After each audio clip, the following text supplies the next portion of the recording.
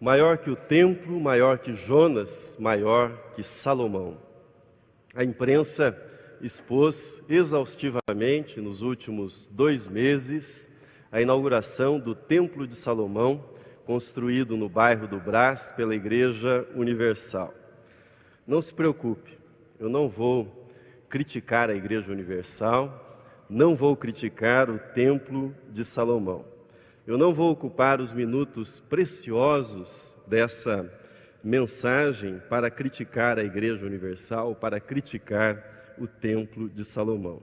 Aliás, há mais de 15 anos eu tomei uma decisão, e a decisão é a seguinte: não ocupar o púlpito para criticar pessoas, líderes religiosos ou para criticar outras religiões. A minha decisão, essa decisão, ela se fundamenta em 2 convicções maiores. A primeira é a seguinte: em primeiro lugar, as leis do nosso país e dentro dos limites das leis do nosso país, as pessoas são livres. Os líderes religiosos são livres para ensinar o que quiserem, para edificar o tipo de templo que julguem adequado ao tipo de culto que realizam, ao tipo de culto que prestam. Essa é a primeira convicção. A segunda convicção é a seguinte: cada líder, seja esse líder pastor, padre, rabino ou qualquer outro líder religioso, dará contas de si mesmo e dará contas daquilo que ensinou e daquilo que viveu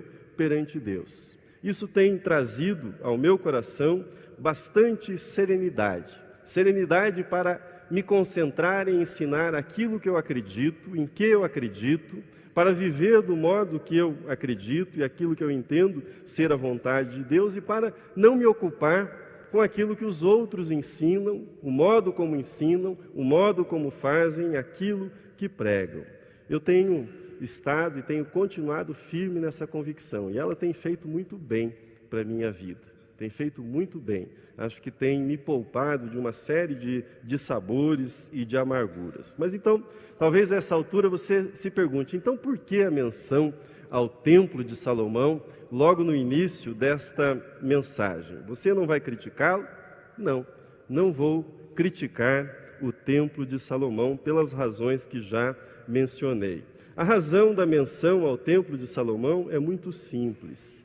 O referido templo é, a meu ver, a face mais visível e midiática de um fenômeno muito mais amplo e que está presente nas igrejas neopentecostais, nas igrejas pentecostais e também nas igrejas históricas. Que fenômeno é esse? É o fenômeno da judaização do cristianismo. Judaização do cristianismo. Tem algumas imagens aí, são líderes cristãos adotando, por exemplo, o quipá judaico. São líderes cristãos usando vestimentas judaicas ou utilizando na liturgia cristã o shofar, que é um instrumento típico do judaísmo, abrindo a liturgia cristã com o shofar, ou na decoração de templos cristãos com a menorá ou candelabro, como nós conhecemos, exposto na mesa ou exposto em algum outro lugar no templo. E também deveríamos acrescentar a prática comum de, em visita a Israel, se fazer o batismo, uma imersão no Rio Jordão, também como alvo para muitos cristãos, e muitas outras práticas que estão presentes nas igrejas evangélicas e não apenas nas neopentecostais ou pentecostais. Também, como sociólogo, é um fenômeno cultural que chama a minha atenção e que eu venho observando já há bastante tempo, já há alguns anos. Que fenômeno é esse?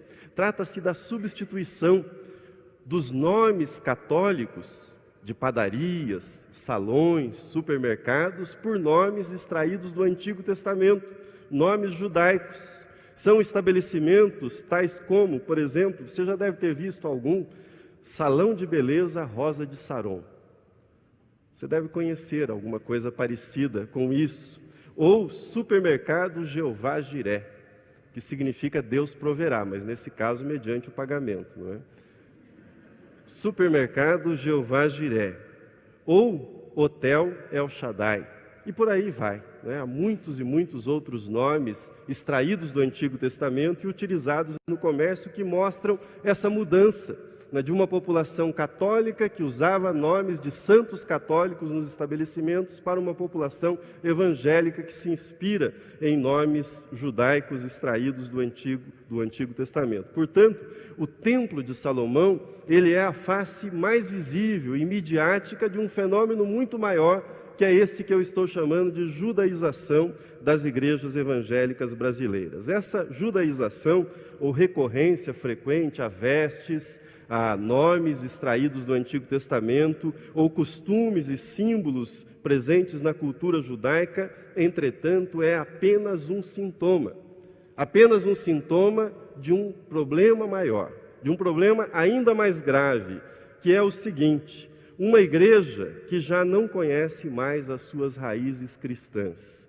Uma igreja que, embora se chame evangélica, tem pouco do Evangelho de Cristo, tem pouca paixão pelo Evangelho de Cristo. A sua paixão é maior pelo Antigo Testamento, pelas práticas, pelos usos e costumes presentes no Antigo Testamento. Mas uma igreja que vai gradualmente, que vai paulatinamente abandonando as suas raízes na cristologia neotestamentária e naquelas grandes afirmações que estão contidas no Novo Testamento a respeito de Cristo. Trata-se de uma igreja fascinada por episódios do Antigo Testamento, episódios que podem facilmente se transformar em campanhas para arrecadação. Trata-se de uma igreja que pinça ritos veterotestamentários que podem também se transformar em campanhas de prosperidade e coisas semelhantes, campanhas mágicas, ou ainda uma igreja que anda à cata de símbolos da Terra Santa para transformá-los em amuletos, em ajuda mágica.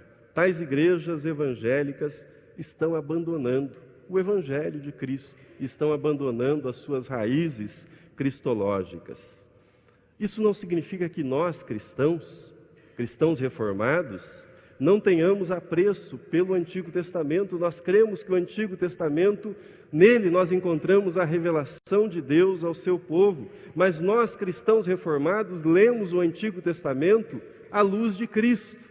Nós entendemos que Cristo é o princípio e o fim, o alfa e o ômega, que nele todas as promessas do Antigo Testamento se cumpriram e que nós somos chamados a olhar para Cristo e não para trás. Nós não precisamos acrescentar absolutamente nada àquilo que Cristo fez, porque a sua obra é completa. Nesse mês em que nós refletimos sobre as nossas raízes, eu quero utilizar 3 expressões presentes nos textos que lemos e que saíram dos lábios do próprio Cristo. 3 expressões que mostram como a relação de Cristo com o Antigo Testamento se deu e como a nossa raiz em Cristo deve ser firmemente estabelecida. A primeira expressão: aqui está quem é maior que o templo. Mateus 12:8. O significado desta afirmação: que homem poderia ser maior que o templo? Um homem poderia almejar ser o maior doutor no templo? Poderia almejar ser o sumo sacerdote do templo? Aliás, no tempo de Jesus, as famílias brigavam entre si, as famílias sacerdotais, para ver quem assumiria o posto de sumo sacerdote, posição de extrema influência em Israel. Mas o que é que Jesus queria dizer, o que ele quis dizer com essa expressão ousada, ousadíssima, diante dos judeus, dirigindo-se a eles, dizer: aqui está quem é maior que o templo? O que é que Jesus queria dizer com isto? Jesus estava dizendo: o templo cumpriu a sua função. Este templo que vocês estão vendo cumpriu a sua função histórica.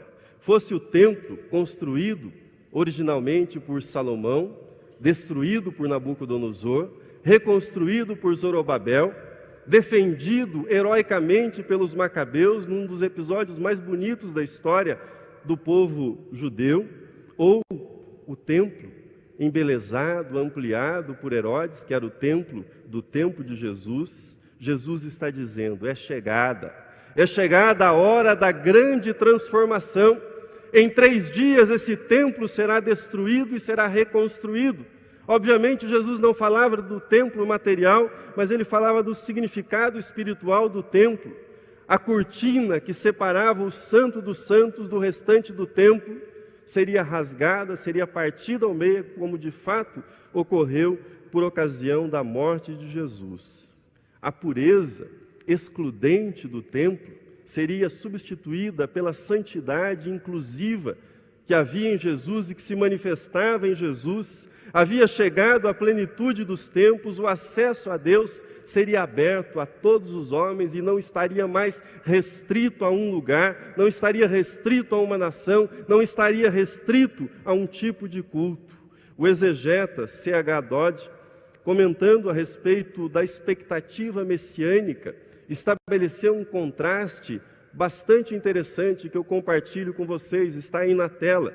Diz Dodd: os judeus esperavam que o Messias purificasse Israel dos gentios, ou seja, excluindo os gentios, expulsando os gentios da terra de Israel. Jesus desejava purificar Israel para os gentios. A mudança de perspectiva é completa. Mas será que nós cristãos entendemos a força demolidora dessa afirmação de Jesus? Aqui está aquele que é maior que o templo?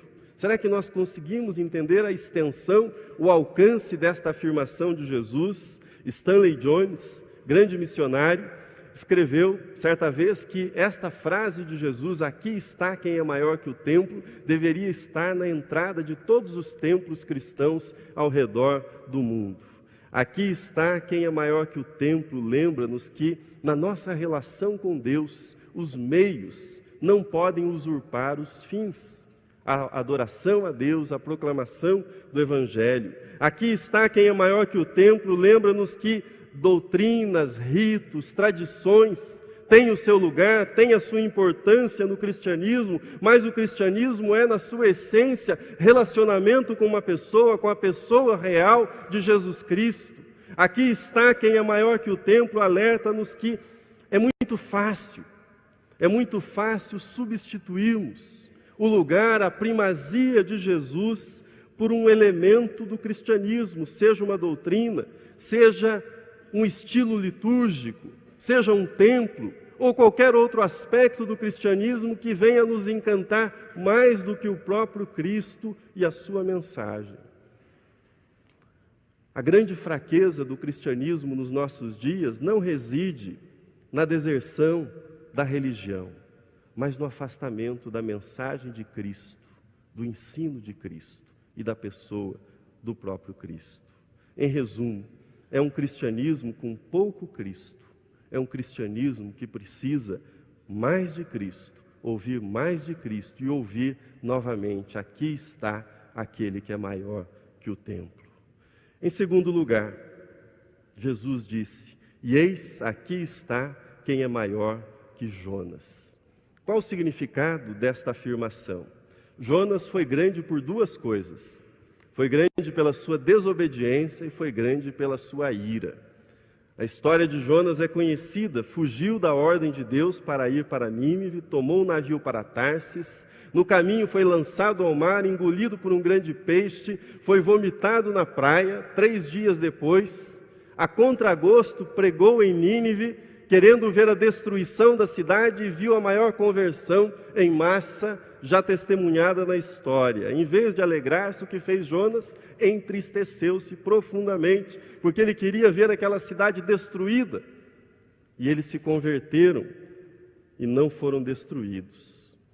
O livro de Jonas termina com uma pergunta de Deus dirigida a Jonas. A pergunta é a seguinte, nós temos o texto: tens compaixão da planta, Jonas, que não te custou trabalho, a qual não fizeste crescer, que numa noite nasceu e numa noite pereceu, e não hei eu, disse Deus, de ter compaixão da grande cidade de Nínive, em que há mais de 120.000 pessoas que não sabem discernir entre a mão direita e a mão esquerda, e também muitos animais? Jesus foi maior e é maior do que Jonas, não apenas porque teve uma atitude diferente da atitude de Jonas, mas o próprio Cristo, o próprio Jesus é a resposta para esta pergunta com a qual termina o livro de Jonas. Deus é um Deus de compaixão, Deus é um Deus de amor, Deus é um Deus de misericórdia, e Ele revelou isso na pessoa do seu Filho, Jesus. Deus amou não somente Nínive e os seus moradores, mas Deus amou o mundo inteiro e deu o seu Filho unigênito para que todo o que nele crê não pereça, mas tenha a vida eterna. Jonas esteve 3 dias e 3 noites no ventre do peixe, contra a sua vontade, por conta da sua desobediência. Diz o texto do Evangelho, Jesus esteve 3 dias e 3 noites no coração da terra, voluntariamente, em obediência ao Pai, para a minha salvação e para a sua salvação. Mas há ainda um outro sentido em que Jesus é maior que Jonas. Jonas figura entre os profetas. A função de um profeta, essencialmente, é falar a palavra de Deus, anunciar a palavra de Deus, falar os oráculos de Deus ao povo. Profetas, portanto, falam a palavra de Deus. Agora, o que diz o Evangelho? Jesus é a palavra de Deus. Evangelho de João, capítulo 1, versículo 14. E o Verbo se fez carne e habitou entre nós, e vimos a sua glória. E habitou entre nós cheio de graça e de verdade, e vimos a sua glória como do unigênito do Pai. Ou a carta aos Hebreus, que eram cristãos que estavam tentados a voltar para o judaísmo e as suas práticas. Assim escreve o autor aos Hebreus: havendo Deus outrora falado muitas vezes e de muitas maneiras aos pais pelos profetas, nestes últimos dias nos falou pelo Filho, a quem constituiu herdeiro de todas as coisas, pelo qual também fez o universo. E preste atenção nessa última frase: Ele, ou seja, Jesus, que é o resplendor da glória e a expressão exata do seu ser, ou seja, do ser de Deus, a revelação exata do ser de Deus para a humanidade. Jesus é maior que o templo, Jesus é maior que Jonas. E a terceira e última afirmação: aqui está quem é maior que Salomão. Qual é o significado desta afirmação? Sem nenhuma dúvida, uma mente orientada para a grandeza e pela grandeza dos números encontrará em Salomão um personagem digno de admiração e talvez até de imitação. Os números a respeito de Salomão são todos elevados. Eu pincei alguns desses números que estão no livro dos Reis, para que você tenha ideia. Por exemplo, Salomão escreveu 3.000 provérbios, segundo diz o livro dos Reis. Ele compôs 1.005 cânticos, praticamente um inário, ou quase 2 inários. Salomão, além disso, escreveu sobre todas as plantas, desde o cedro gigante que está no Líbano, até a plantinha, que é chamada de sopo, que brota no muro, diz o livro dos Reis. Também falou e escreveu sobre animais, sobre aves, sobre peixes, enfim, sobre répteis. Em resumo, Salomão foi estadista, foi filósofo, foi poeta, foi cientista. Salomão foi, segundo o texto bíblico do Antigo Testamento, o homem mais sábio que já existiu sobre a terra. A sua riqueza também impressionava. Diz o livro dos Reis que Salomão só tomava vinho em taça de ouro.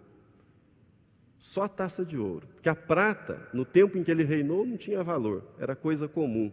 Ninguém dava bola para a prata, tal era a riqueza no tempo de Salomão. Ele possuía 1.400 carruagens, 12.000 cavaleiros. Seus cavalos eram importados do Egito.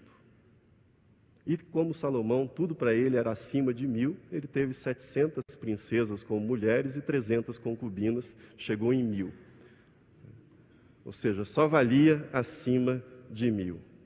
Veja o que Jesus disse no versículo que lemos, versículo 42. A rainha do sul se levantará no juízo com esta geração e a condenará, porque veio dos confins da terra para ouvir a sabedoria de Salomão. E eis que aqui está quem é maior que Salomão. Qual o significado dessa comparação? Principalmente se nós a fizermos em termos numéricos. Você sabia que o sermão mais extenso de Jesus se lido do começo ao fim, ao Sermão do Monte, não dura mais que 20 minutos. Em 20 minutos você lê o Sermão do Monte, do início ao fim. Compilados todos os ensinos de Jesus, lidos, os ensinos de Jesus não são mais do que 6 horas. Uma especialização tem 320 horas. Jesus ensinou 6 horas. Salomão compôs 3.000 provérbios. Ou seja, como comparar uma coisa com outra? Mas pense comigo, que líder, que orador, que pregador, que intelectual, que professor, que mestre conseguiu tanto em termos de quantidade como Jesus conseguiu com tão pouco? Quem, ensinando, falando e pregando, numa quantidade tão reduzida, conseguiu expressar coisas tão essenciais num espaço tão curto como Jesus conseguiu? Quem conseguiu produzir efeitos transformadores na vida das pessoas como Jesus conseguiu com tão poucas palavras? Isso está registrado, por exemplo, em Lucas. Diz assim: todos lhe davam testemunho e se maravilhavam das palavras de graça que saíam dos lábios de Jesus, e se perguntavam, dizendo: não é este o filho do carpinteiro? Não é este o filho de José? Como é que ele fala de modo tão maravilhoso assim?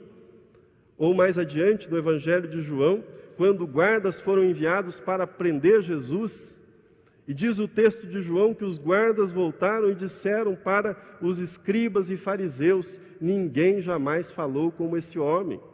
Eles foram até Jesus e, ao ouvirem Jesus falar, esqueceram o que eles foram fazer, ou não tiveram coragem e voltaram e disseram: ninguém falou jamais como esse homem fala.